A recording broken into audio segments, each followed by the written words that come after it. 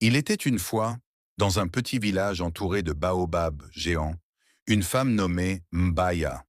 Mbaya était connue de tous comme une femme au cœur dur, une langue tranchante et des mains lourdes.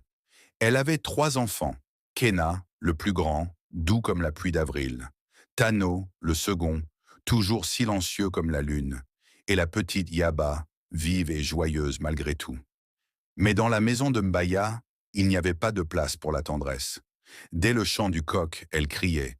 Elle criait parce que l'eau n'était pas prête, parce que le feu n'était pas allumé, parce que ses enfants respiraient trop fort. Vous me fatiguez. Si je n'avais pas eu d'enfants, je serais devenue reine, hurlait-elle. Le village savait. Tout le monde savait. Mais personne ne disait rien. Dans la cour commune, les femmes disaient à demi-voix, cette Mbaya-là, elle a un cœur noué comme l'écorce du fromager. Un jour, alors que les enfants revenaient du champ avec un peu de manioc, la voix de Mbaya déchira encore l'air. Ce n'est que ça que vous ramenez?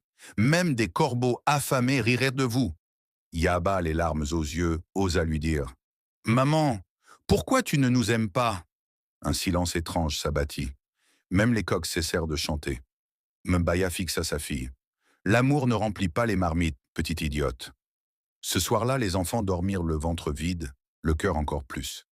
Mais dans la forêt voisine, au bord de la rivière sacrée, vivait une vieille appelée Mamandolo. On disait qu'elle voyait à travers les âmes. Un matin, Kena, lassé des souffrances, partit la voir. Mamandolo, dis-moi, pourquoi notre mère est-elle si cruelle? Mamandolo ferma les yeux, toucha la terre, murmura au vent. Votre mère porte trois visages, l'un qu'elle montre au monde, fort et dur, l'autre qu'elle cache, brisé et fatigué, et un dernier qu'elle a oublié elle-même, celui d'avant la douleur. Comment peut-on réveiller ce visage perdu? Demanda Kena. Il faut descendre là où elle ne veut plus aller, là où le feu a commencé.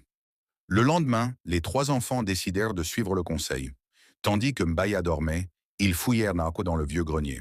Là, sous un pagne rongé par le temps, ils trouvèrent un collier de coquillages et une lettre. La lettre était de leur père, un homme qu'ils n'avaient jamais connu. À ma chère Mbaya, si tu lis ceci, c'est que je ne suis plus là. Tu as le droit de pleurer. Tu as le droit d'être faible. Tu as le droit d'aimer. N'oublie pas qui tu es. Quand Mbaya découvrit les enfants en train de lire la lettre, elle resta figée. Son visage devint pâle comme le sable sous le soleil. Puis, chose étrange, une larme. Une seule, puis une autre. Puis elle s'effondra. Elle pleura, longtemps, comme si elle avait retenu l'océan entier depuis des années. Je ne voulais pas être méchante, mais quand il est mort, j'ai tout enterré, même mon cœur. Ce jour-là, Mbey changea, lentement. Elle n'était pas devenue douce comme du miel, non, mais elle parlait moins avec colère. Elle cuisait un peu plus de riz. Elle écoutait, et parfois, elle souriait. Derrière chaque cœur dur, il y a souvent une blessure profonde. Avant de juger, cherchons à comprendre.